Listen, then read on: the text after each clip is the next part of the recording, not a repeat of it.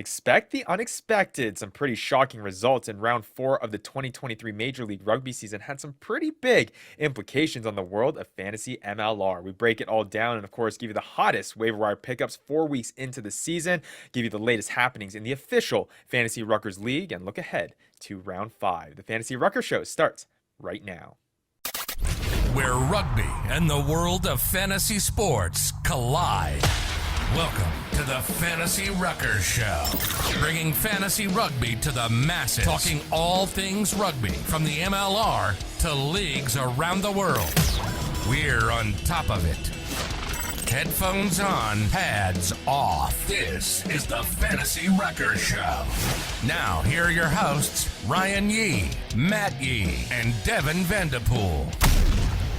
What's up, everybody? This is episode number 57 of the Fantasy Ruckers Show. Thank you so much to our Fantasy Ruckers League members, our community members, and everyone else tagging along on this journey of trying to make fantasy rugby a reality in the MLR. And of course, I'm Ryan Yee. With me, as always, every single week, Matt Yee. But there's someone that isn't here, that has been here for the past couple weeks. I feel like he doesn't want to take the heat this week after a very tough matchup in round 4. Look, Ryan, you might have not have gotten the news, but we got some sad news to report. Oh, here we go. We got some sad news to report. Yes, thank you. I prepared a eulogy for, some people call him Devin Vanderpool. Other people call him Vandy. Some might call him Vanchetta. Some people call him the Rucking Goat. But one thing that we do know is that he's been calling me daddy. And I'm here to report his embarrassing death to the Rock and Roll squad. And he is now at the bottom in last place. That is true, and we're going to get into it in this episode after what was, like I said at the top of the show, unexpected results in some areas, obviously in round 4 of the Major League Rugby matches, but also kind of shaking out here in round 4 of the Fantasy MLR season. And yeah, it was a tough little outing there. We got a Fantasy Rucker Show sandwich here. We got a nice little sandwich. We do have a nice little sandwich. Nice little bookends there. A nice little tease on what you can expect in the Fantasy Ruckers League update, where our two hosts here are sitting in the Fantasy Ruckers standings. And I think you can expect where Matt sits right now in those standings based on this in this open up to this show. But yeah, we got another jam-packed episode once again here on the Fantasy Ruckers Show. Of course, there's some news and notes to get into. We got an exciting, like I said, unexpected results in round 4 of the Major League Rugby season that obviously had some big implications on the fantasy MLR outcomes. We're going to get into all of that, give you the hottest waiver wire updates as well in terms of now being 4 weeks into the season. How are we approaching this waiver wire? What players are we looking at? We're going to get into all of that. And of course, then we'll look ahead to round 5. And like I mentioned, give a latest update to the Fantasy Rucker standings. But Matt, I guess I'll give it away now because I mean, it's basically been given up. You talked about the sandwich, but how does it feel to be on top of the Fantasy Ruckers League? Oh, yeah. Oh, it's been a long time coming, but you know what? I'm at this point, I look at my team and I'm just like, oh, you guys are unstoppable. Yeah. And Vandy's back there last week making fun of me that you can't find league winners. But look where I am. Look where he is. Who's finding the league winners now, baby? Yeah, that is definitely the case. At least 4 weeks into the season, you sitting with the highest point total, the tied for the most wins in the league as well. Keep going. And being carried by some pretty key players that not only did you draft in our 2023 Fantasy MLR draft, but you also made some pretty big pickups. And I know we were making fun of you about all that money you dropped after week 1, but right now you're looking like the smart player here. But nonetheless, I'm sure some of our league members have something to say about that as well. But yeah, it's been super fun so far into the season. 4 weeks in. Take that grin off your face, Matt. Take that smile off your face. Just another week scoring the highest points in the league. No big deal. Nobody else is in the 80s. We'll get to it in the update, but there's only one guy who scored 80 points this week, and his name's Rock and Roll. That is true. Very, very true. But yeah, it's been a very fun season up to this point. If you guys are just tuning in or just tagging along here on the Fantasy Ruckers show, it's been an absolute game changer in how we've approached this second season for the Fantasy Yep. Ruckers League. We've got a website, thefantasyruckers.com, been instrumental in terms of changing the landscape of fantasy MLR. We've had additional stats. We've been able to track it. Managers are managing their teams, making pickups, making drops, putting in their bids, setting their lineups on their own. It's been absolutely magnificent. So you can go check that out at thefantasyruckers.com.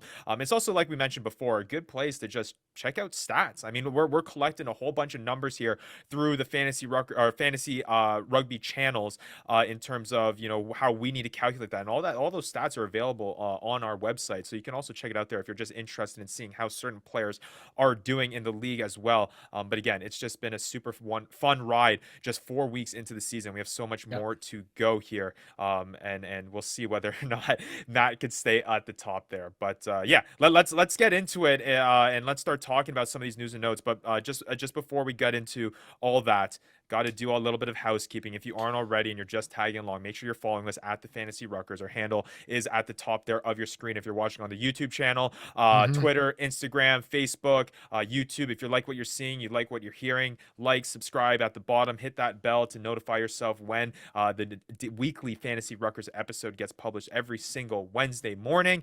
It's been super fun stuff, super fun discussing about this season with you, Maddie, and of course when Vandy's here. And if that all isn't enough for you as well, we do have a Discord community too that you can find the link to join down below in the description. We have a whole community there that has been absolutely loving the whole fantasy MLR train. It's been growing slowly and more and more and more, which is really, really cool to see, and just a lot of fun discussions being had there about the weekly happenings in the MLR, the weekly happenings in other rugby leagues as well, and then also just a great place to gather information. We have starting lineups there. We have injury news there as well. So just a really good one-stop shop, for lack of better terms, for all of your MLR needs and beyond. So it's pretty fun stuff there. So if you haven't done any of that, make sure you do so if you want even more fun MLR content, but especially fantasy MLR content. So yeah, been a super fun ride. Again, let's start getting into these news and notes so we can kind of transition off of Matthew, off of his high horse here. Oh, you're gonna hear it all show, baby. I'm sure I will. But all right, let's get into some of these news and notes. Again, we're now in kind of the crux of the season. So some of the news or crazy frenzy of news that we were seeing in the off season, if our viewers were watching or listeners were listening at those times, we had so many different signings, so many different things going on, especially as the league developed. But now we are in the full swing of this new season, so a little bit less news to come by, at least from a fantasy impact standpoint. But we'll see. I mean, we did have some pretty big signings last year, midway through, that had some pretty big fantasy implication. We're still looking to see if there's any of that happens, but just some fun stuff here that's going on in the MLR that's just optimistic and really showing how much this league is growing in kind of tandem with how fantasy MLR has been growing over the course of this season. The first thing is the attendance has been pretty good. I mean, it obviously is in flux between different games and different teams that are home and such, but 4 weeks into MLR season, this is a tweet that was sent out by @OZ Rugby News that there have been some pretty big milestones that have happened. Obviously, we discussed it earlier in the season after week 1 about San Diego Legion absolutely setting a massive precedent in their home opener, having over 10,000 people attending that home opening match there in San Diego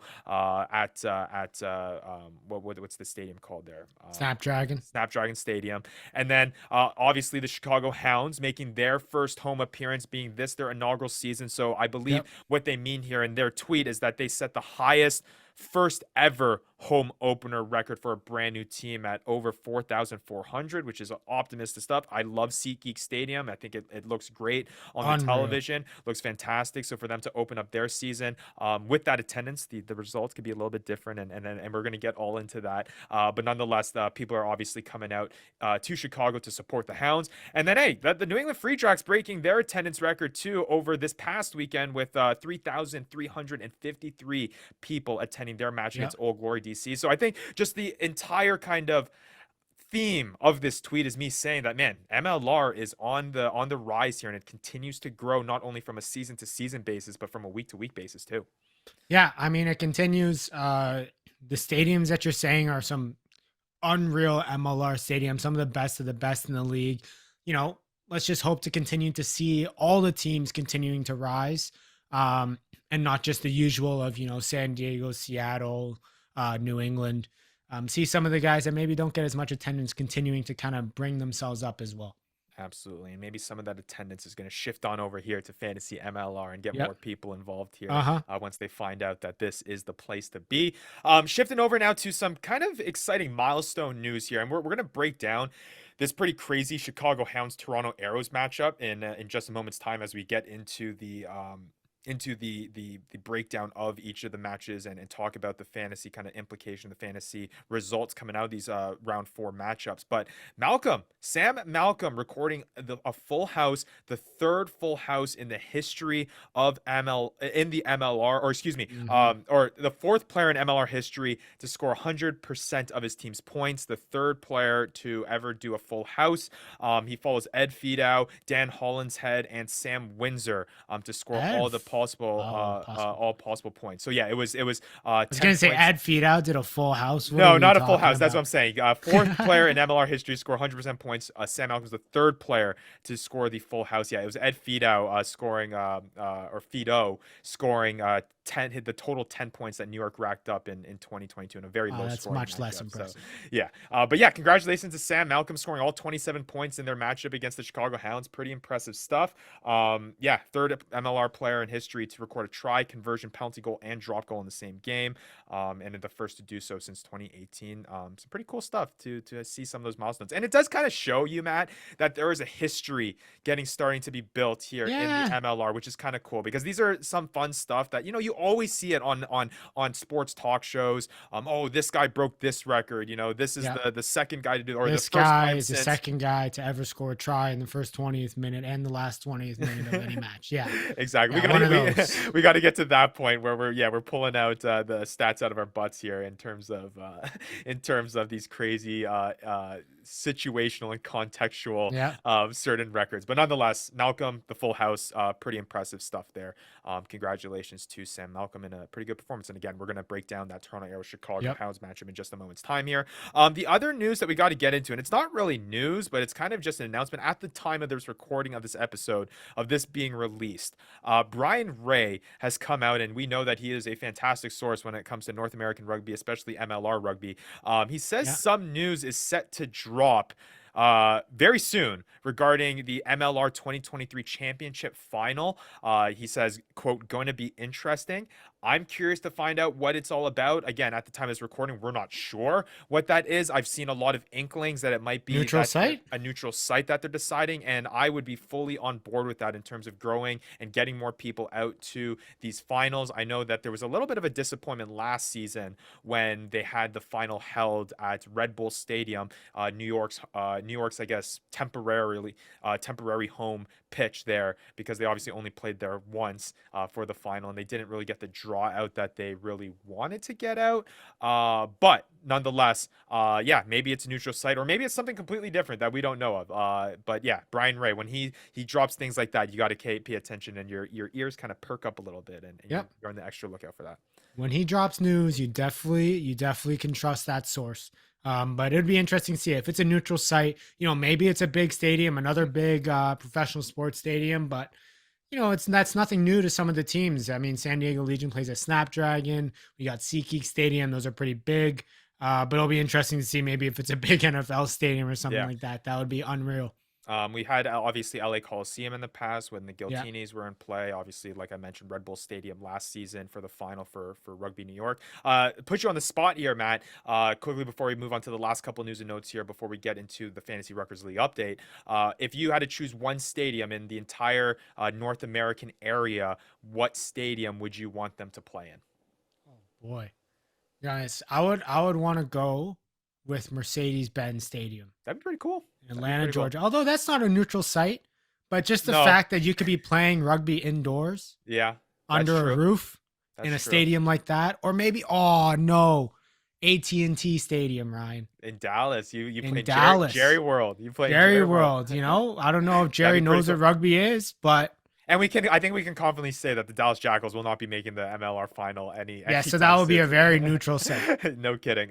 If I had to choose one, I think SoFi Stadium would be pretty cool. Oh, that would be pretty In cool. LA. I know I think if I can recall correctly, it's one of the most expensive stadiums, I think, Yeah, in the one of the entire most world right expensive now. stadiums. It's half indoor, half outdoor. The wind travels through. I don't You know. know? I don't know how that big TV ring would put into play. I don't know if it's. I mean, if it's high enough for punts in the football, I'm sure it's high enough for kicks in Yeah. rugby. But nonetheless, yeah, it's an interesting thought to kind of. It's got the go grass through. that walks outside and comes back inside. Oh, it's got the good stuff.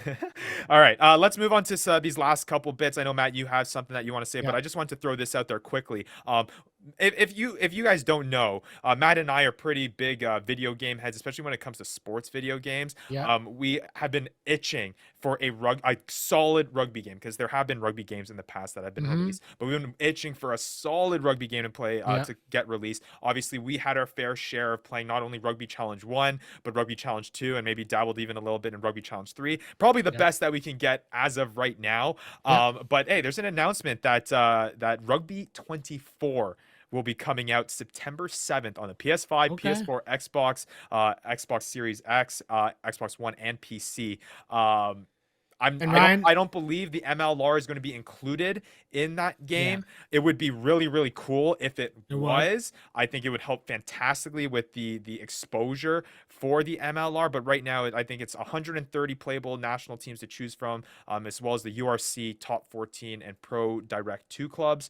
So there's a little bit of a thing there. But again, I'm never going to get my hopes too high here when it comes to rugby video games. I was just going to say, come September, we're still going to be waiting for a solid rugby video game. We'll see.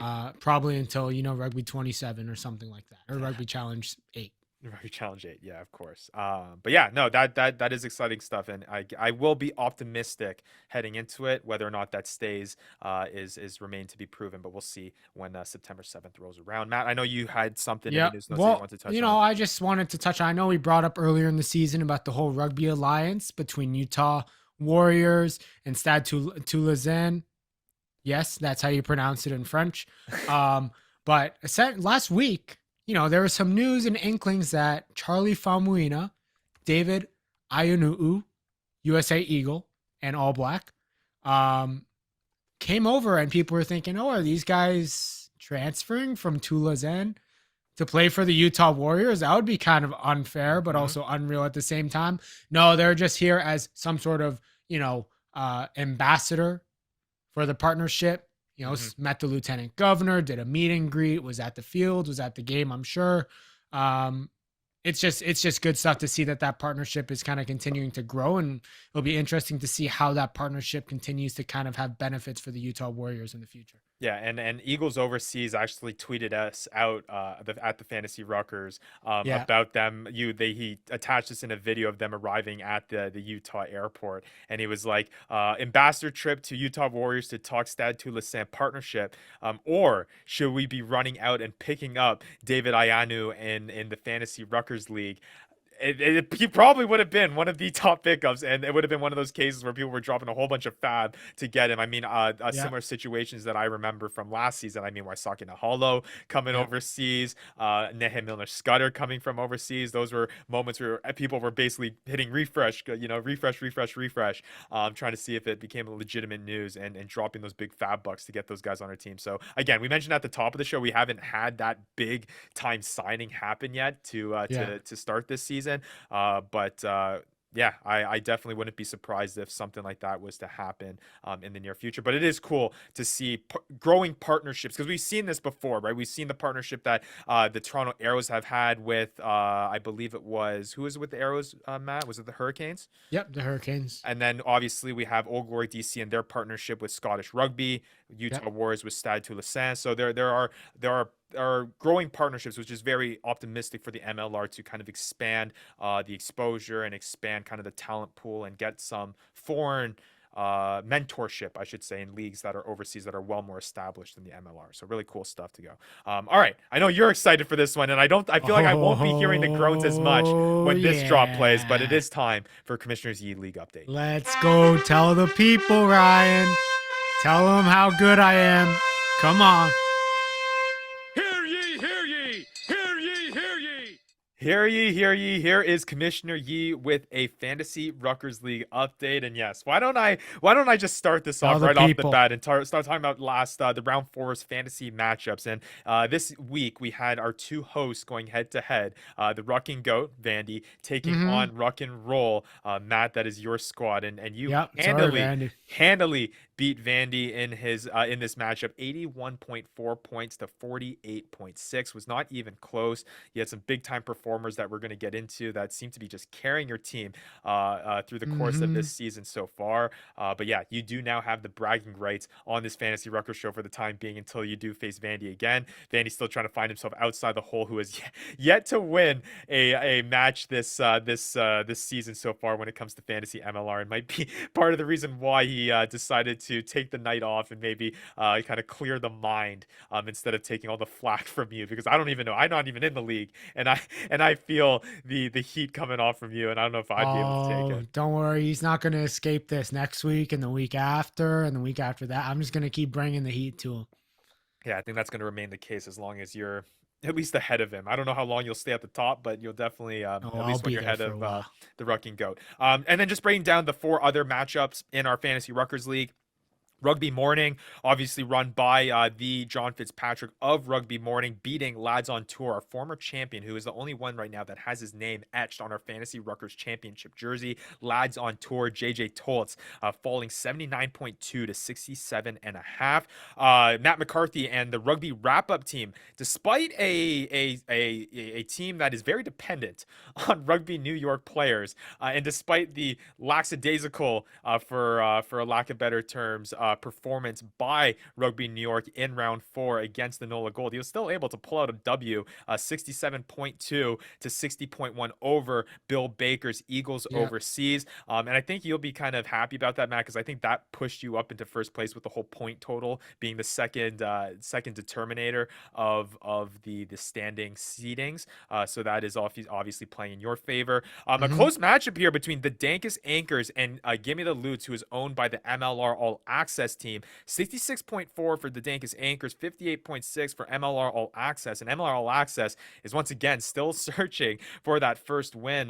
He's got an AJ Alatimu back in that starting lineup, but clearly Yeah. that is just not enough so far to get that first W in round 4. But nonetheless, they'll look to get out of the bottom of the heap. But they've made progress. They jumped Vandy from that last place spot. So Oh, that's not that saying much. yeah, that is true. That is true. And then the last matchup, another close one between the Dankest Anchors and the Feral Hippies, two vets of the Fantasy Ruckers League. Both were in our inaugural season. The Dankest Anchors pulling out the win, 80. Oh, Ryan, the Dankest Anchors Oh, played. oh, that was last week. Sorry, Yes, I'm come getting on, mixed Ryan, up. come So on. backing up a little bit. Sorry, it was Dankest Anchors beating Gimme the Loots, 66.4 50, which I just mentioned. But MLR Stats, owned by the James Dealey, who has been dropping all the good nuggets and stat nuggets throughout this season. So you can go check him out at MLR Stats on Instagram and at James Dealey, or James Delay or Jam Delay, I should say, on Twitter as well. 71.8 fantasy points over Stephen Lowen's Feral Hippies, 57.5.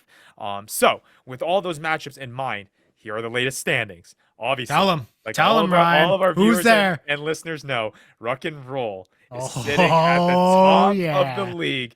3 Woo. wins, 1 loss, Uh-huh. 350.6 Oh, total fantasy points. That is, if I'm doing the math correctly, 125 more points than the bottom guy in our league, who's of course Sorry, Vandy. with no Sorry. wins yet. But it is still pretty tight in our league. The next 3 teams behind you, Matt, share the 3-1 record with you. Rugby Yeah. Wrap Up coming next. Rugby Morning coming in 3rd. Dankest Anchors coming in 4th. But again, that point total is a pretty widespread as you're leading ahead of Dankest Anchors by over 50 fantasy points. So definitely interesting stuff there. Then coming after that, there's kind of a string of teams that are at 500, 2 wins, 2 losses. Feral Hippies in 5th, Lads on Tour in 6th, Eagles Overseas in 7th, and then MLR Stats in 8th.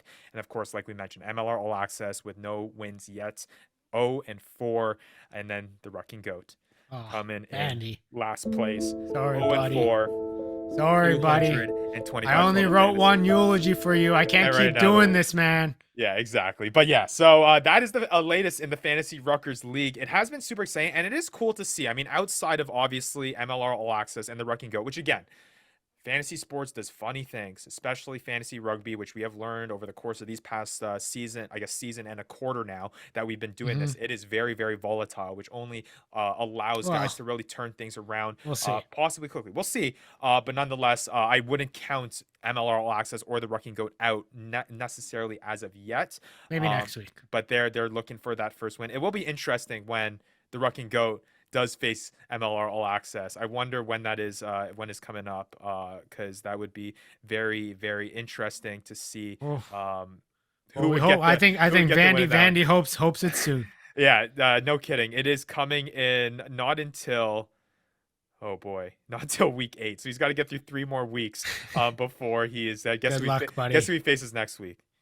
I know. I saw. Yeah, He's facing rugby. He's facing number 2. But hey, you never know. Never know. Andy sometimes pulls stuff out of the hat. That's true. He's done it before. He's definitely done it in fantasy football. We're in a league with him, Yeah. and he's definitely pulled a cat out of the hat for sure in there too. But my point being, though, outside of those 2 teams, I mean, 3-1, 2-2, basically is what's spreading out our league outside the point total. Only a 1-win difference essentially between the team in first and the team in 8th. Obviously, the point total making a difference there as well. But again, we're early in the season. We'll see how that goes. But yeah, that is the latest in the Fantasy Ruckers League. I just want to give a quick update to our league members as well before we shift on to a breakdown of round 4 and the fantasy implications there.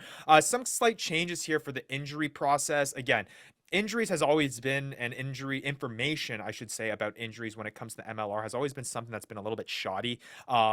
But we are starting to slowly realize that there is a little bit more information coming out with these injuries, and we're trying to use all of that to the best of our ability. So we've kind of shifted the way that players will be designated as their IR spots each and every week.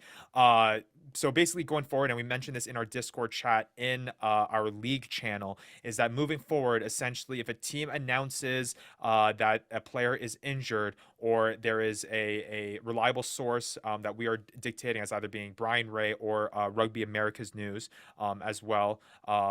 America's Rugby News? America Rugby News. Nice try.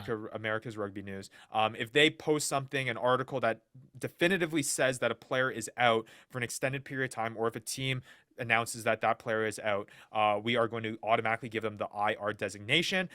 If there is an article that posts that a player got a knock or is questionable, we are going to wait to put that IR status on him. But as soon as he does not appear in that week's lineup, we will give teams the benefit of the doubt that that player is missing that match because of that said injury. So just a little bit of a stitch up there, not too big, but I think it's going to provide a little bit of clarity for our league members in terms of operating the IR, because it is a strategy type thing, and trying to figure out, not dropping players when you don't want to or you don't have to.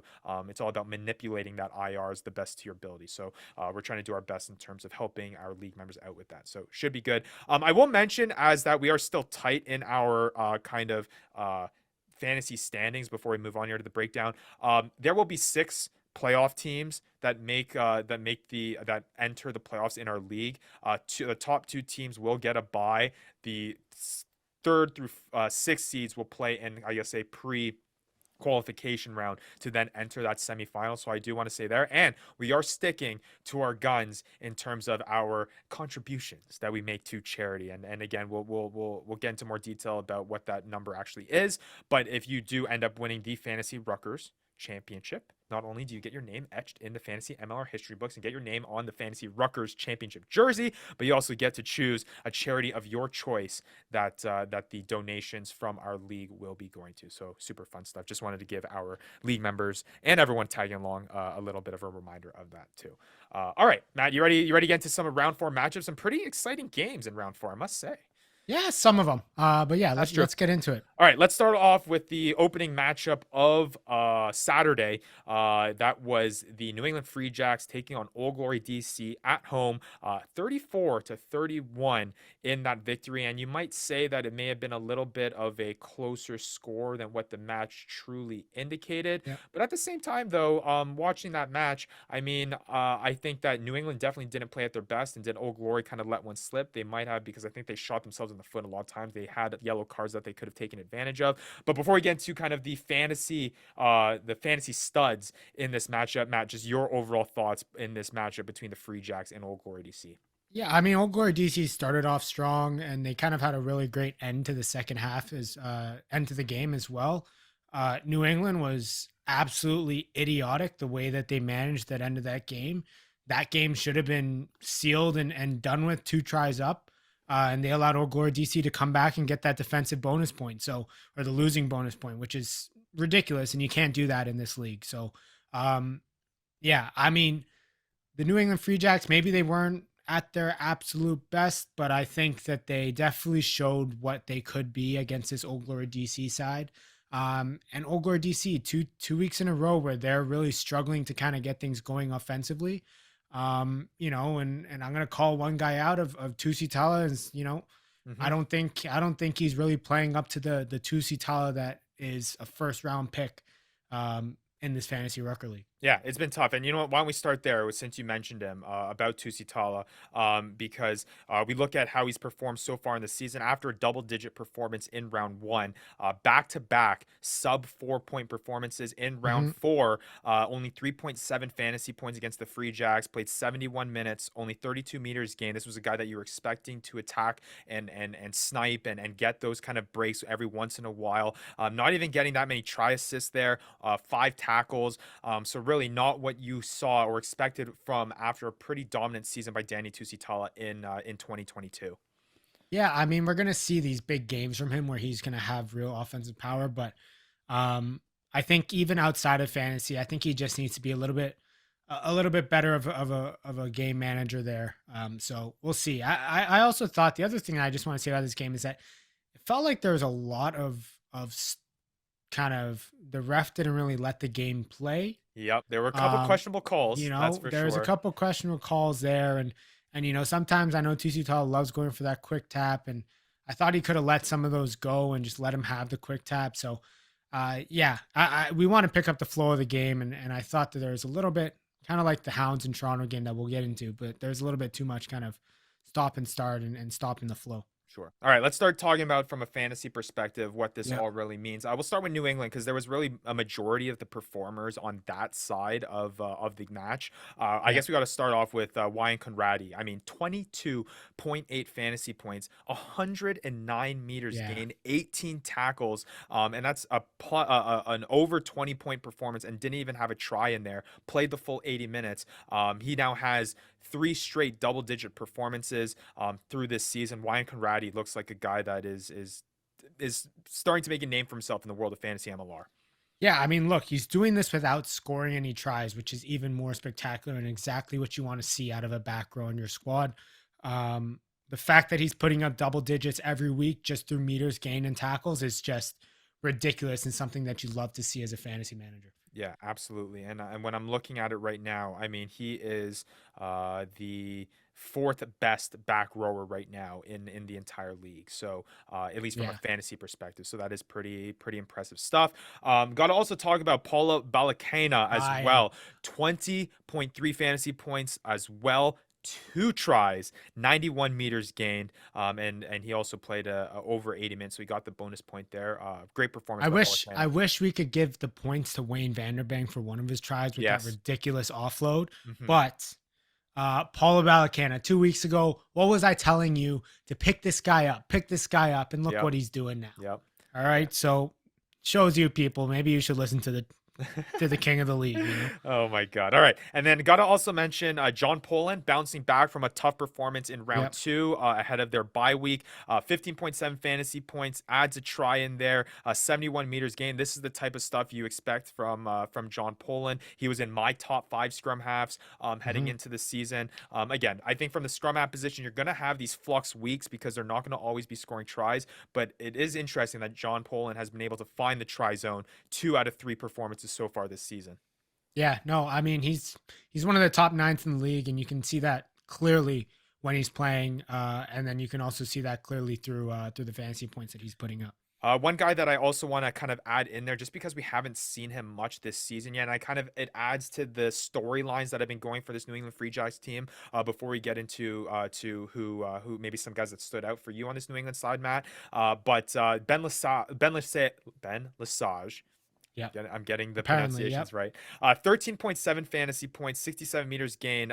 His first start, I believe, of the season, after not appearing in the first match, coming into the match with about 60 or 55 minutes Yep. into that second match, and then making the start in round 4. The big question here is obviously, I guess, to the detriment of Vandy and his team, who picked Leroux Milan at the top of his MLR draft. Ben Lesage stepping up in here and at least having an adequate fantasy performance. So that's the reason why I wanted to bring him up. Yeah, I mean, he quickly avoided a yellow card. He could have very easily got a yellow card by smoking, I forget who, right in the back, for absolutely no reason at all. So lucky there. But yeah, he looked great with the ball in hand. As usual, the guy is just a mutant, and he got involved early, and he got involved a lot. All right. Before we move to Old Glory DC, Matt, anyone outside of the guys I mentioned that you want to throw in there? I think we touched on a lot. I think something interesting to watch for is Reese McDonald in that Mhm. starting 15 at fullback, and Mitch Wilson on the wing. I think Mitch Wilson is somebody who has a lot more involvement when he's at fullback. So look for that impact. If that's the trend moving forward, look for that to have an impact on Mitch Wilson's play You still have Reese or McDonald. fantasy output. You still have Reese McDonald. I on your don't have squad? Reese McDonald anymore, but I was sweating hoping that he wasn't taking the conversions. Yeah, no kidding. All right, let's move over to the Old Glory DC side. Again, a tough performance here by Old Yeah. Glory DC. Not But really many fantasy yeah. performers, but the one guy that we do got to mention, especially from the front row position when points aren't really easy to come by, is Nick Suchon. And tell me, Matt, how you knew heading into this way. You're going to pick him up, place the money on him, and he was Yep. going to give you a performance like this. 2 tries, 24 meters, gained 10 tackles, 13.9 points from the Mhm. front row position. This is a front rower now that has 2 out of 3 weeks with over 13 points scored in fantasy. Yeah, I mean, he's not yet on the Sama Malolo level yet, but 2 weeks over in double digit points. I was watching this game and I just watched their maul just drive over, and Sujan sitting right at the back and just plopping it down every time, twice in the game. And the other plus with him is that I think he played close to 70 minutes, Mm-hmm. which is unheard of for a front row. So the fact that they had him in there just shows the form that he was in that in the past week. Just unreal. The guy was just patiently waiting at the back of mauls to put the ball down. Yeah, and I will say that, and I mentioned this at the top of the season, that Old Glory DC, their set piece at times looks very, very solid. And they are the second highest scoring bonus point team in our league right now with 7 points, just behind San Diego Legion with 10. So that is something to add there. Obviously, Suchon being the one of the biggest benefactors from that. Yeah. But yeah, I don't think from a fantasy perspective there was really anyone else of note here on Old Glory DC unless something popped out to you, Matt. No, there's not too much. I mean, Tito Diaz Bonilla continues to look good for this squad. He's really driving their offense by the way that it looks of it, and he looks like going to be a week to week strong performer for that squad. The one guy in the centers I do want to touch on for Old Glory DC is just it looks like after week 1, their involvement and the way that they've played has really dropped down. Both Fred and Palomalo. I keep thinking of Palamalu, but Polamalu, you mean? yeah, Palamalu and Furman Martinez, both of their just involvement. I think offensive output has just really decreased over the past few weeks. So something to watch out for. I know Furman Martinez is a guy that I dropped a lot of fab on, and maybe I have to bite the bullet and see that maybe it's not something that was worth it back then. Yeah, definitely something to consider moving forward. All right, let's move on to that next matchup on Saturday. The San Diego Legion taking on the Dallas Jackals. And We don't have to talk too much about we don't need to talk too much about this. Really not much to talk on the Dallas Jackal side. It's obviously a team that's still trying to find their footing. But San Diego coming up on top at home at Snapdragon Stadium, 22-0 with the shutout. Anything to say from just a rugby standpoint, Matt, before I get into fantasy stuff? I mean, look, I was honestly surprised going into half. I think it was 12-0 for San Diego. Honestly surprised that it wasn't higher. So kudos to Dallas Jackals for kind of sticking in there. I think again they do have their flashes of good, decent play. But when you put 0 points on the board, you're gonna have a tough time winning any game. So Absolutely. All right, let's talk about fantasy performers here. I guess the big guy, the big storyline heading into this was that Nate Oxberger, what is our was, I should say, the I top didn't even player. need him this week.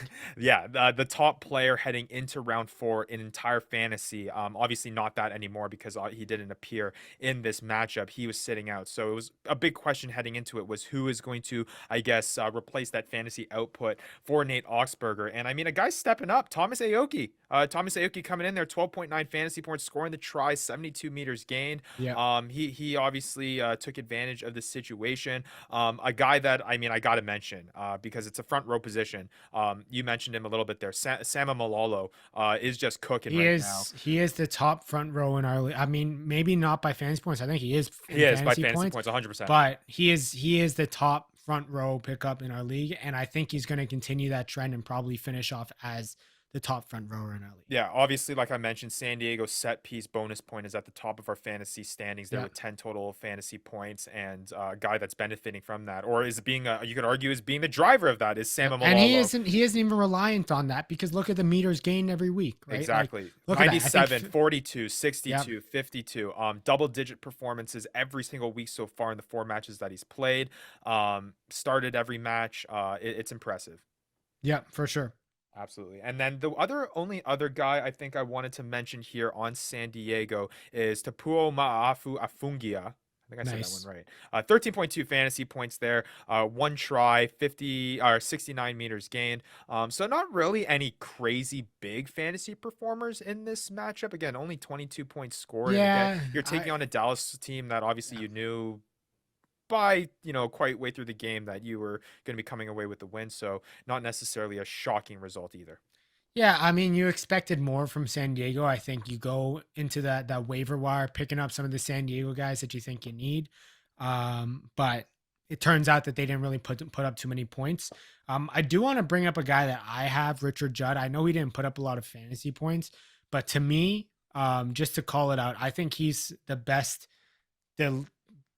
9 in the league in terms of delivery from the way that I look at it. But again, you don't get fantasy points for delivery. So yeah, no, absolutely not. I guess the only question before we shift on over to the next matchup is anyone of concern now on the Dallas Jackals? I know we talked a little bit about Adrian Boyson being a guy that you could play on the Jackals, Sam Gala being a guy that you can play, Eric Naposki being a guy that you can play. But these are guys that had 6.6 for Boyson, 5.8 for Sam Gala. Eric Naposki, 4 points. You know what I mean? Like, are you going to have these fluctuating weeks, and are they someone that you can trust in your lineup? Because even from a matchup standpoint, like, who are you really feeling comfortable playing Dallas players against? Because they're, I guess, for lack of better terms, at the bottom of the heap. But look, Sam Gall is still leading our league in fantasy points for second row. That's true. That's maybe it's not every week consistency, but he's putting up enough compared to the other second rows. And at the end of the day, that's what you're really looking for. Adrian Boyson, I mean, he's top 5 or 6 still in the back row. Is it maybe because Dallas hasn't had a bye yet? Maybe. But at the end of the day, they're still putting up points. I think, and I had that decision this week with Boyson of, okay, do you still continue to start him if the matchup isn't favorable? Sure. San Diego, that's a tough matchup. Maybe when they face Old Glory DC, maybe if they face the Arrows or the Hounds this weekend, maybe those are better matchups to kind of be in. Fair enough. All right, let's shift over to what was a pretty exciting matchup. Wasn't the matchup necessarily that I had pinpointed on my calendar heading into the week, but it ended up being a very exciting one. Chicago taking on Toronto, and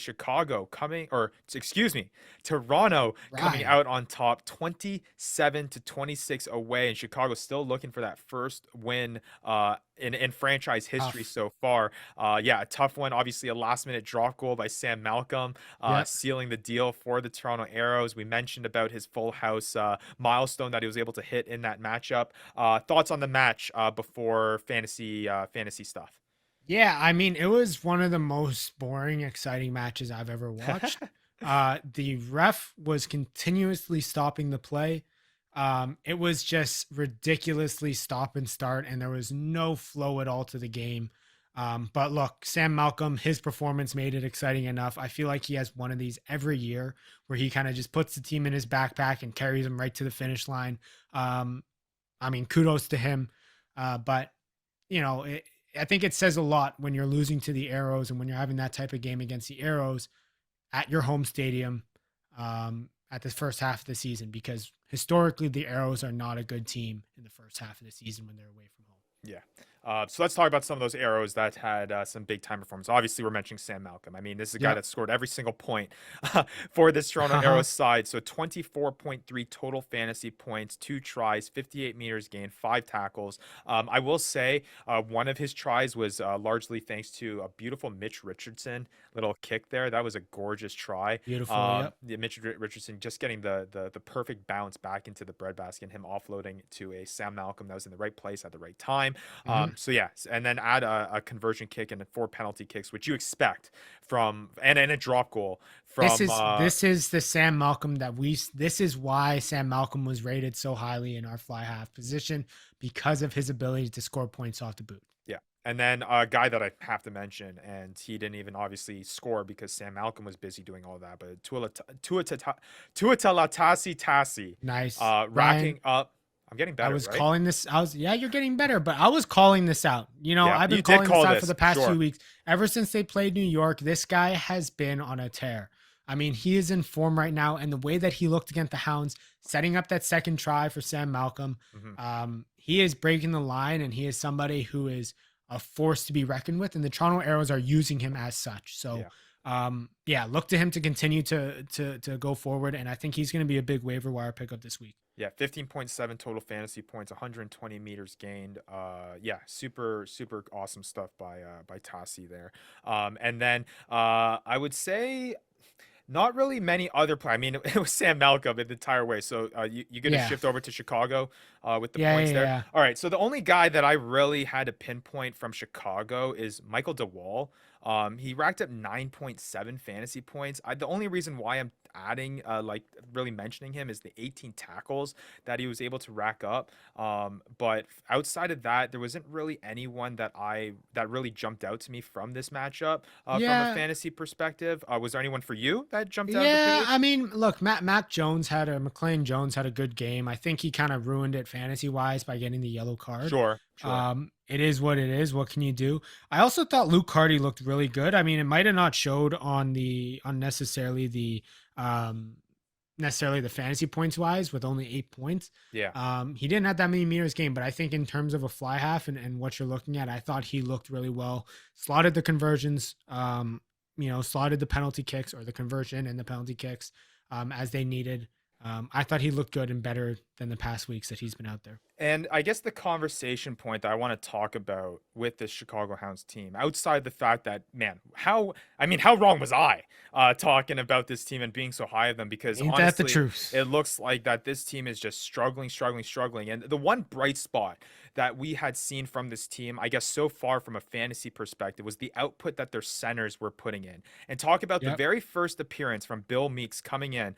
Not a terrible performance, but just not the consistent meters gained that we saw from a regular basis, at least in the weeks prior, that you were really contingent on. I mean, Mark O'Keefe in weeks 1 and 3, 21.4 fantasy points, 12.6 fantasy points, triple digit meters gained.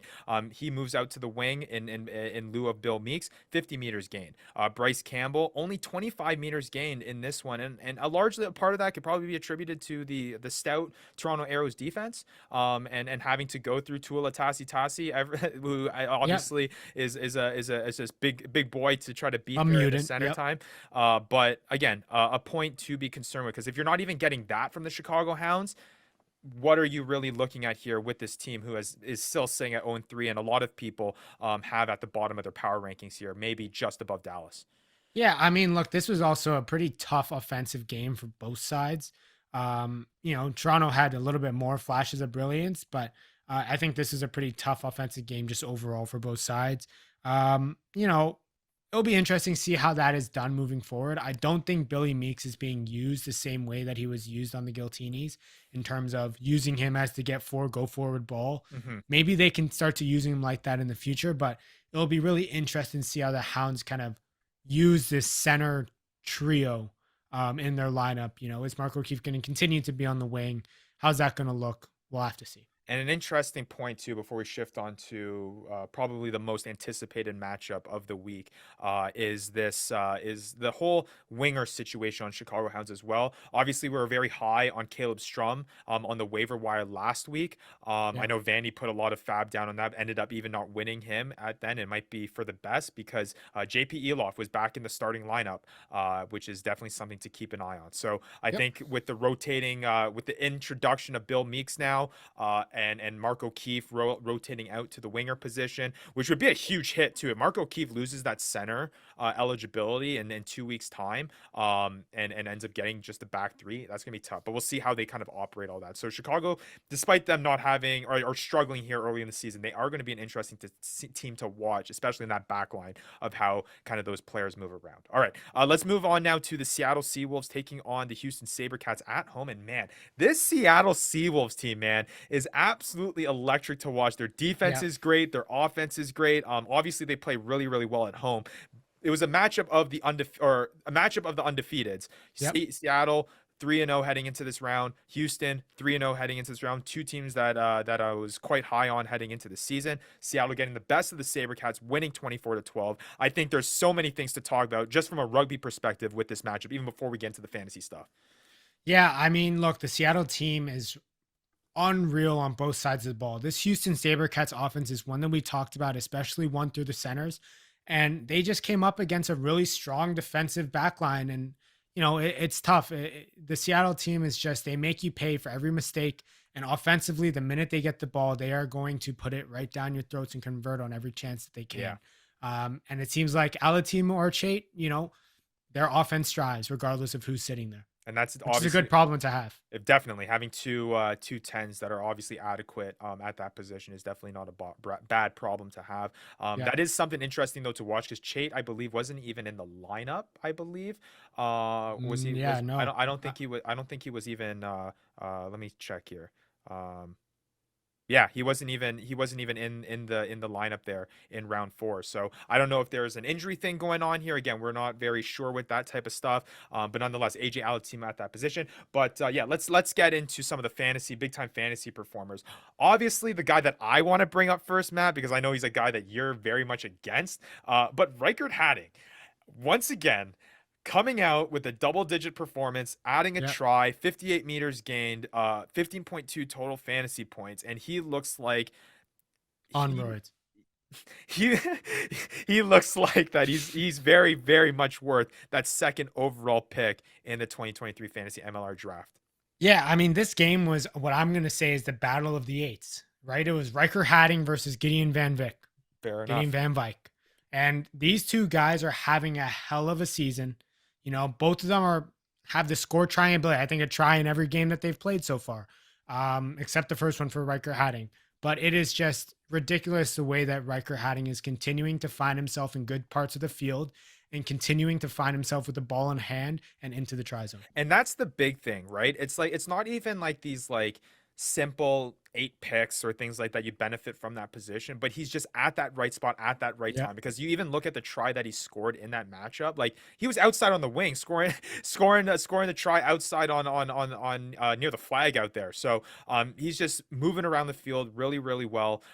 He is our second top fantasy performer, which is crazy to think from a back row position. And I know that we've shifted the stats a little bit so that that is more of a possibility for the back row position, but for Reichert Hadding to be up there, he's just continuing the trend from last year, Ryan, being the outlier in the back row position. Yeah, absolutely. And he's behind one guy that I want to talk about. Yeah, absolutely. Ryan. I know you want to talk about him. You own Duncan Matthews, and dude, this guy has been you got him at the bottom of the first round or even at the top of the second? I got him on the turn in the top of the second, which is crazy to think. So 20.9 fantasy perperformance in this matchup against Houston. No tries. The meters gained that this guy is able to rack up. This guy, 182 meters. I watched this guy, and he does not kick the ball back on counterattack. He does not. He catches the ball after the kick, looks at the Ruck and Roll fantasy squad and says,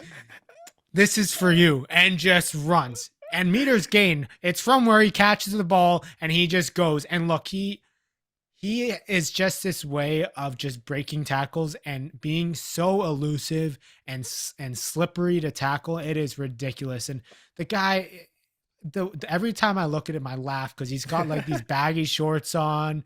He's just a short little 15 that's just running and breaking. It's unreal. It's everything anti-conventional, which you typically, from the strategy standpoint, because obviously the way that rugby is shifting is that it's all about the counter kicking. Fullbacks tend to be pretty tall. No one's wearing those baggy shorts anymore. He's just like the entire just epitome of the opposite. But what a legend. I'm sure you're loving it on your fantasy squad. Loving it. This is a guy that outside of a weaker round 2 performance has surpassed the 19 fantasy point total every single week 3 out of 4 weeks. And now he does sit atop and is the top player in the world of fantasy MLR right now, which is pretty impressive stuff. And one last guy, Ryan, that we have to talk about on Seattle that I think has been kind of going under the radar in our conversations about Seattle, and it's Dan Creel. Yep. Like, he has been an absolute, a stud and just consistency across the board the past 4 weeks for the Seattle offense. Yeah. It is ridiculous. We didn't have him in any of our top 5s. No. But he's coming out showing us who really should be the top center in the league. And, we could possibly see Dan Creel being that new Billy Meeks of last year. Yeah, fair enough. 18.4 fantasy points in round 4, 149 meters gain. And again, when you see these stat lines too, and they hadn't scored a try, I don't know if it's the PTSD from last season where it was all about scoring tries, but the fact that you're able to surpass that double-digit point total and not have a try scored, what you can imagine if they do end up getting that. Again, the center position kind of merits that leaning style, game style, racking up those tackles, racking up those meters gained, and maybe not having as many scoring opportunities. But nonetheless, Dan Creel has been super, super impressive. The only guy that I want to mention too is Lion Futi, because he had a pretty good performance too. 17.9 fantasy points, 141 meters gained. That's 3 players, Matt. 3 players on the Seattle Seawolves this past week that were surpassed the triple-digit meters gain mark. And he was able to rack up 11 tackles as well on the back 3 side too, like playing out on the wing, and racking up 11 tackles. That's some stout defense there on the outside for the Seattle Seawolves. Yeah, I mean, I think he got picked up before last week, but he would be somebody who's going to be a waiver wire and somebody who's probably going to start going into the rest of the season because the way that he's in form is much better than the way that Mooneyham looked in that position as well. All right, now shifting over to the Houston SaberCats. You mentioned him, Gideon Van Vyk, looking good. I mean, hasn't scored lower in any single week than 15 fantasy points. This past week, 18.4 fantasy points, 89 meters gained, a try scored as well. He has scored a try, at least one try in every single match that he's played. He didn't appear in round 1, but in round 2, 2 tries, round 3, 1 try, round 4, a try. So this guy is looking absolutely electric. And you talk about back rows that are kind of outliers. He's 4th highest in our fantasy league overall in any single position. So he might be an outlier there that's going to be joining that kind of Reichard Hadding type status. Yeah, and I mean, I've said enough about him. I think he's just been ridiculous this season so far. But 2 guys I want to just touch on the Houston SaberCats, and not in a great light, is going to be Christian Dyer and Dom Aquina. I think this is a trend moving forward of that these 2 guys have been absolute studs coming into this week. And maybe it's looking at, hey, if you play against Seattle, you sit those centers, sit those, you don't want to play those centers, or you expect that they're not going to be performing as much as they will because they're up against that Seattle defense. And I think we saw a perfect example of this, of Christian Dyer and Dom Aquina. Those 2 guys have been stud the past 3 weeks. And this week they just, ran into a tough wall. Absolutely. All right, let's talk about the sole matchup on the Sunday. That is, and probably not probably, it was the most shocking result. We talked about not for me expecting the unexpected, but this was crazy. Yeah, not for you. Yeah, you're gonna hedge your bets on this one until this was gonna happen. Right? Not for me. NOLA taking on the New York Ironworkers at home. And coming away with a huge upset, and not even a tight upset. It was a dominant upset from start to finish, 31-5. Absolutely shocking. I mean, Matt, what did you see from here that NOLA came out with that just caused a problem for the New York Ironworkers? Look, NOLA was just accurate in the way that they played. They came out at home, they scored. They really put the pressure on in the first half. I thought they were dominating this game and spending most of the time in the New York half. And they were also just counterattacking on turnovers really well and catching New York off guard. It was, every time I saw a new Nola Gold score, my jaw just kind of dropped of like, okay, New York's going to come back now. Right. Nothing happened. Nothing Yeah. happened. Nothing happened.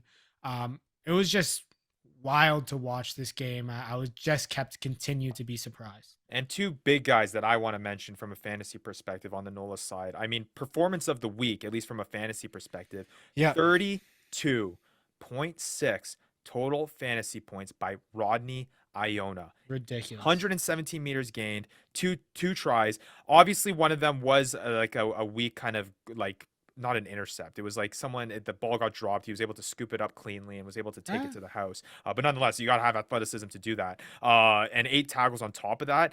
Rodney Iona, I mean, after, I guess, what was it, down first 2 weeks? I mean, 12.6 in round 3. Even I mean, as he didn't look 32. great in the first few weeks. Sure. Like just accuracy wise, he did not look great. Sure. So maybe it is a bright spot here for whoever owns Rodney Iona. I also want to mention Jordan Trainer. I mean, Jordan 20.5 fantasy points, 137 meters gained, a try as well. He had a double-digit performance last week, 12.4. And I mean, again, all these numbers are going to be inflated because when you have a 31-5 dominant victory like that, you're going to have strong fantasy performances like this. So I wouldn't necessarily, and you can tell me if you disagree, Matt, but I wouldn't necessarily take too much from this NOLA Gold performance. We have to still remember that this was a team that was struggling in the opening 2 weeks. Obviously, like you mentioned, things were kind of working perfectly for them. They had a good game plan. Everything kind of went their way, and maybe they just caught the New York Ironworkers in a bad spot. But nonetheless, you got to give them kudos. You got to give them credit for coming out with their performance. But I want to see more consistency moving forward before I'm picking or I'm betting too much on some of these guys to start performing for me on a week out basis. Yeah, I mean, momentum's a real thing though, and these guys could carry it into next week against the Utah Warriors. And you could honestly genuinely look at some of these guys to pick up on your squad and take a flyer to see that maybe if that consistency starts coming through for this squad. Again, I think they looked a lot better. They looked like they had shape, and they were able to obviously score points and put up points on one of the best teams in the league.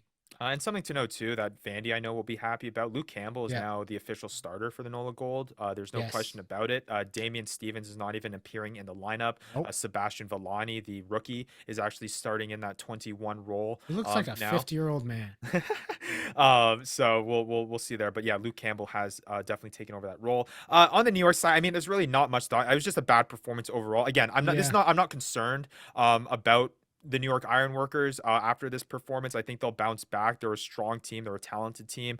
I believe they were without Jack Hyden in this match, which was interesting to see. I'm not sure if there was injury involved with that, or maybe it was just a rest week for him. Obviously, he had that big performance at the fly half position in week 3. But some interesting, I guess, roster moves is that Andrew Coe's still at the fullback position now, so it should be interesting to see how that changes his fantasy output.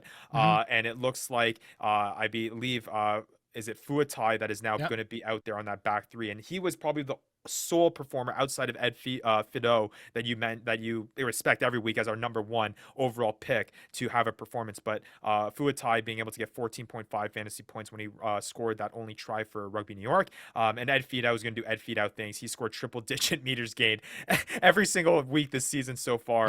This past week being the highest, ironically, even though it was the New York loss there. 142 meters gained, 18.2 points scored for him. So again, Ed Fido's involvement continues to grow. So, win or lose, he's going to be a big part of their game plan. Yeah, which is why he's getting taken first overall. But hey, what an exciting week of rugby, and especially fantasy MLR, just because you're having emergence of some of these names and you're starting to shake out some of these top guys. And just for our viewers and our listeners to kind of get an idea of where we're sitting out in terms of top players, our top 5 players here heading into round 5 from a fantasy perspective. Duncan Matthews at 1. with 67.7 fantasy points.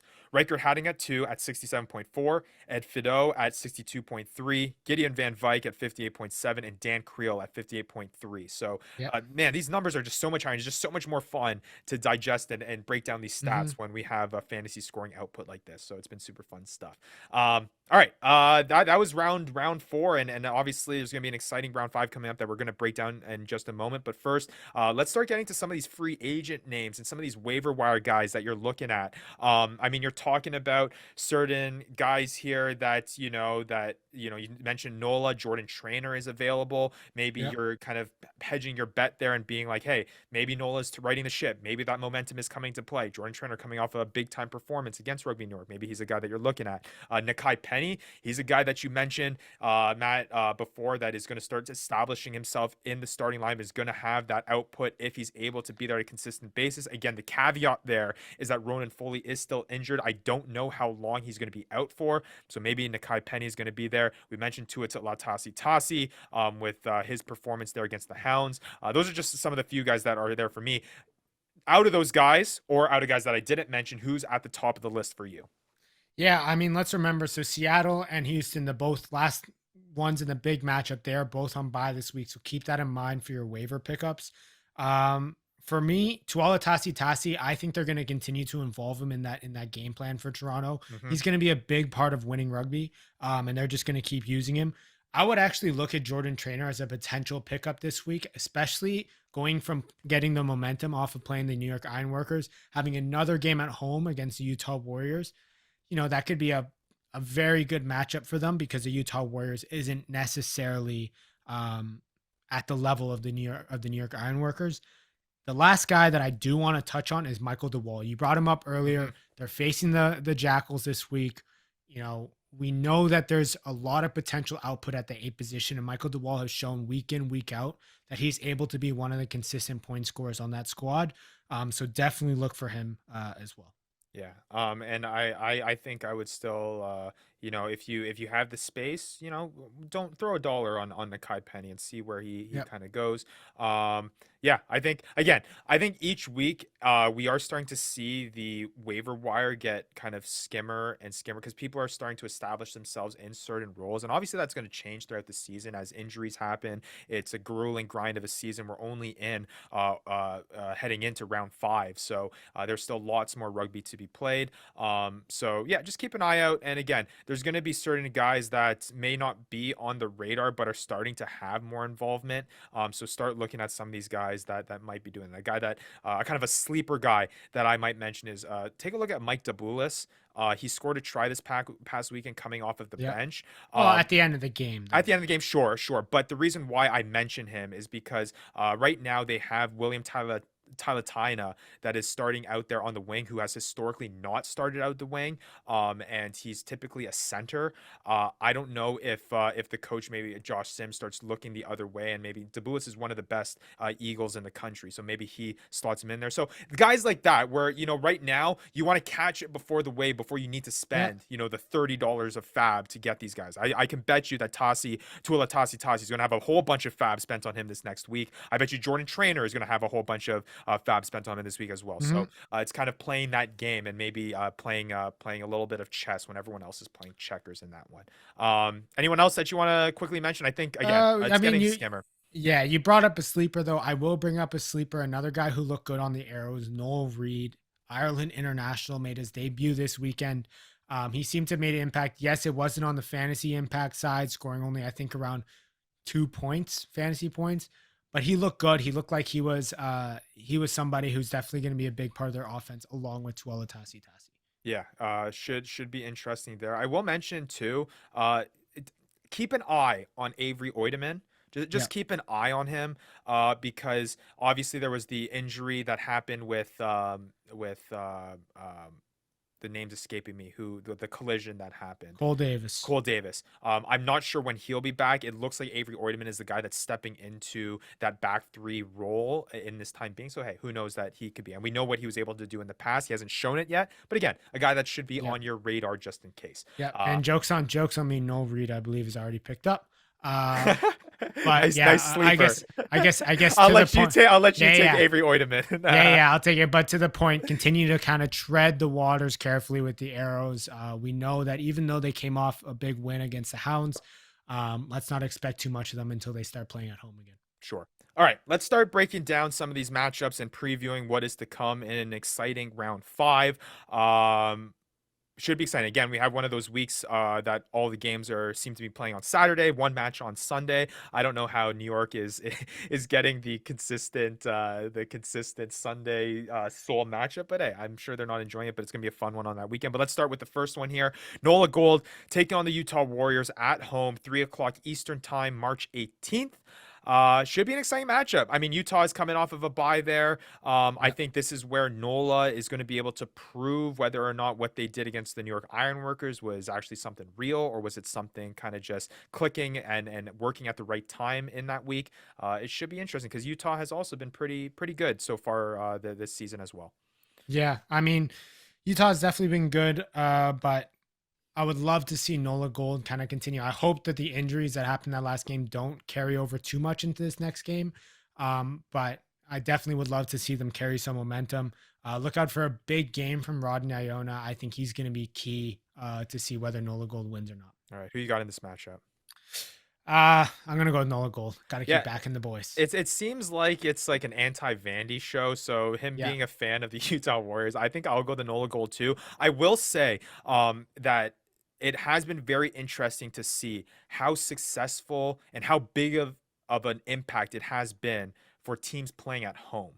Home Yeah. has been a massive advantage. And I think, yes, Utah's come off a bye, but to go to New Orleans, NOLA playing in New Orleans last week, they get to stay there, no travel for them. I think that is going to play in NOLA's favor as well. And again, Yeah. they're coming And off the big time performance. just a quick matchup to look out for. Paul Lasike versus JP Duplessis and Jordan Jackson Hope. I think that'll be unreal rugby to watch. All right. Next matchup, 6:00 Eastern Time, same day. Rugby Atlanta at home versus the San Diego Legion. I've said it before. This Rugby Atlanta team has not convinced me yet that No. they are as good as a lot of people expect them to be, and that is not keeping the jerseys in mind with that either. But nonetheless, for this matchup, I think it's going to be not necessarily a blowout, but I do think that San Diego has an opportunity here, even though being away, for them to kind of make another statement here as how good they actually are here in the 2023 MLR season. Yeah, look, San Diego's gotta come out strong against Rugby Atlanta. I think they will. I think we'll see Nate Oxberger back, hopefully, for my squad. But definitely watch for him to have a big game. Another big game from Sam Malolo probably as well. But I think the other interesting thing to see will be Will Hooley versus Josh Henderson. Who gets to start there. That'll have some big fantasy implications because whoever's in there is going to be able to put up some big points because we've seen them both play. Yeah, and then obviously Rugby Atlanta, you're looking at your key guys. Johan Mumson has been very good for you, Matt, obviously. And it'll be interesting to see too, because there are certain names on that list that have been been floating waters. I mean, you had a share Martini Talapusi as well. We'll see how he does. The big one obviously being Will Leonard at the center position as well. Yeah, Seeing and if he Rowita can Biddle. really and that too, because he's kind of been moving around the park as well. So we'll see whether or not they can after coming off a bye week, see what they can do here in round 5. And then shifting on to the 7:00 Eastern game, Old Glory DC at home taking on the Toronto Arrows. This is going to be an interesting one because obviously the Toronto Arrows are on the uptick here after a big win against the Chicago Hounds. Old Glory DC having struggled a little bit over the past few weeks, obviously having tough competition facing the New England Free Jacks, Rugby New York in back-to-back weeks away. So they go back home for the first time since week 1. And it should be a pretty tight matchup here between two teams that I think are fairly not equal, I would say, but at least around the same area when it comes to the landscape of the standings in the MLR. Yeah, I agree. I think Old Glory DC, we expected big things after the first week, but they have really died down and come back down to earth. And kind of two teams that have had their offensive struggles throughout the season. So it'll be interesting to see this one. I think it'll be a really tight game.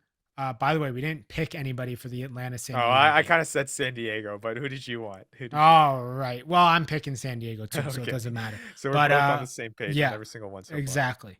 So, but for this game, really watch out for Tuala Tasitasi and Noel Reed. I think they start these two guys at the center.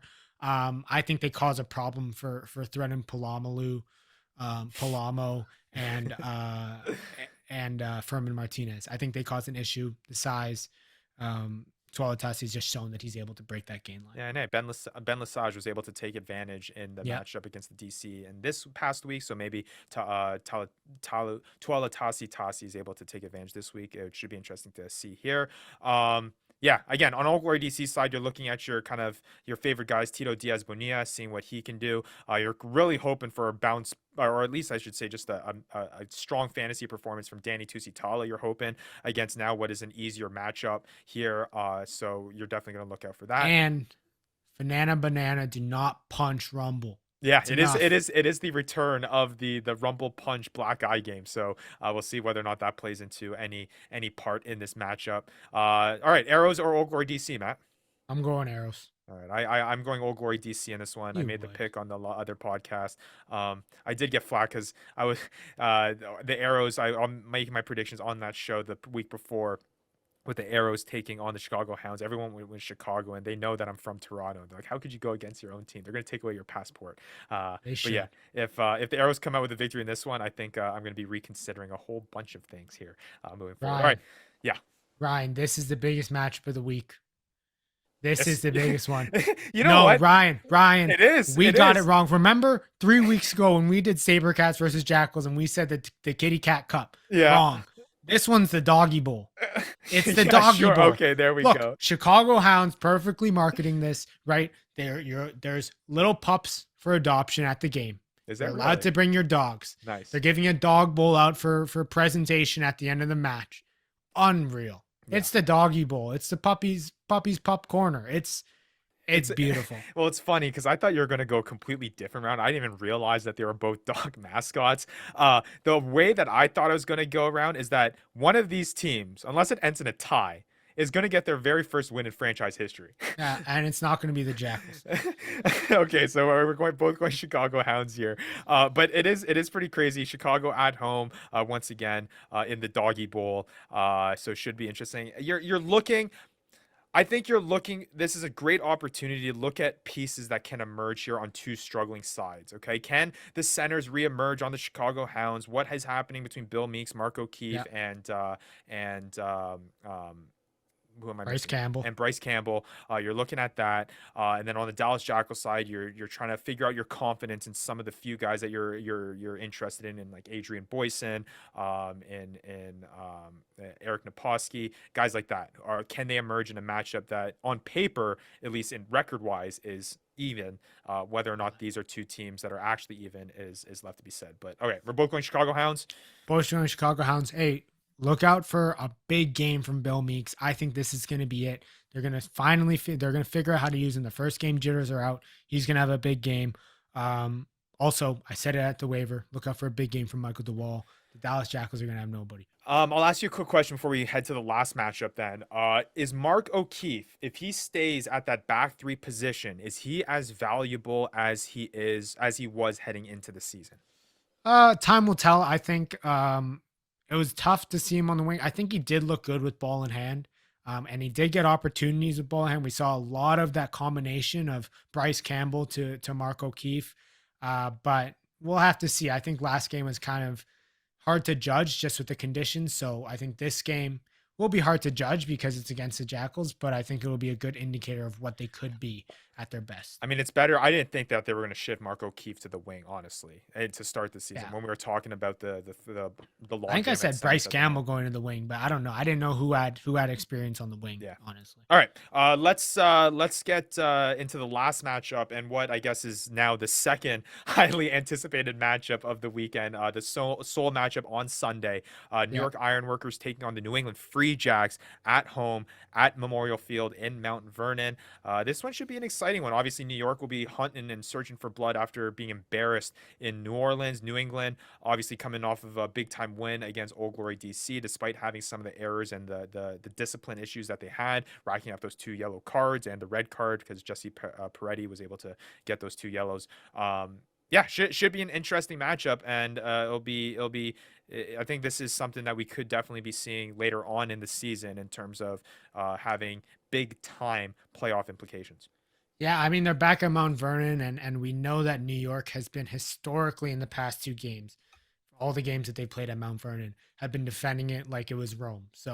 Um, so yeah, New York, I think they're gonna have a big game. I would maybe stay away, like those big performances from the New England Free Jacks last week. I don't think we see that again this week. And I think it's going to be a close one out there. I don't know how high scoring it's going to be. I actually think that the New York Ironworkers are gonna put up some points here. Yeah, should be an interesting one. So who you got in this one? I got the New York Ironworkers. Yeah, I think I'll go New York Ironworkers as well in this one. I'm confident in them bouncing back in what is going to be a interesting matchup between these two teams. And again, I think in those matchups too, you can kind of play both ways. I think you have some of these blowout matches that you may be saying, hey, you got to play some of these guys. Like you look at the Charlotte Hounds Dallas Jackals matchup, but then there's also matches where it could be New England Free Jacks New York Ironworkers. That's just a high scoring affair, and everyone's scoring points. And we'll see how that kind of translate into fantasy performance. So yeah, should be another exciting round of rugby. Another exciting round of rugby, Ryan. Another exciting round in the Fantasy Ruckers League. Rugby morning, Fitzy. I'm coming for you. I don't even need Duncan Matthews to beat you this week. He's on bye. He's taking a rest. I told him to go on vacation because I said I don't need this guy to beat this Fitzpatrick guy over there in DC.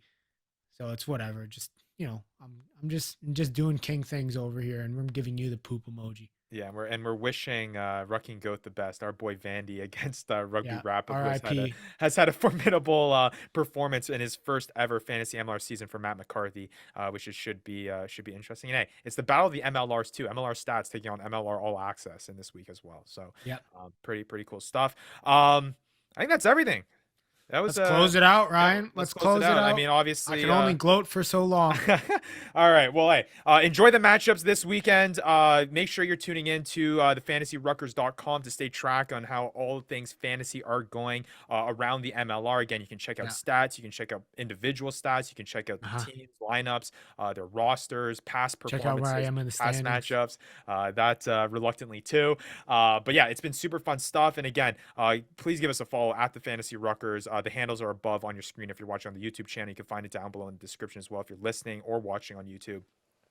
That's where we send out all of our information, all the latest happenings in the Fantasy MLR League. And we're obviously continuing to try to grow this thing. And this website has allowed us to potentially get to that space. And we're going to continue to work to do that. And that's where we're obviously going to announce it first. And again, the Discord community has been an absolute blast as well, talking rugby, more than just the MLR, more than just fantasy. It's been a super supportive and super fun community to be around nonetheless. So if you want even more MLR content, make sure you join that as well. Link down below. But with that being said, yeah, enjoy the matchups. Enjoy round 5. Stay tuned next week for what should be another interesting week of breakdowns, and we'll see whether or not Matt E of Ruck and Roll is still atop of the standings, and where they're keeping that Fantasy Rucker Show sandwich going if Andy loses his matchup against Rugby Wrap Up. But for Matt, I'm Ryan E, and we will see you next week. Going down, Fitzy. You've been listening to the Fantasy Ruckers Show, bringing fantasy rugby to the masses, covering everything rugby from the MLR and beyond. We hope you enjoyed the show. Make sure to like, rate, and review, and be sure to tell all your friends. We'll be back soon, but in the meantime, connect with us on social media at the Fantasy Ruckers. Till next time, this is the Fantasy Ruckers Show, signing off.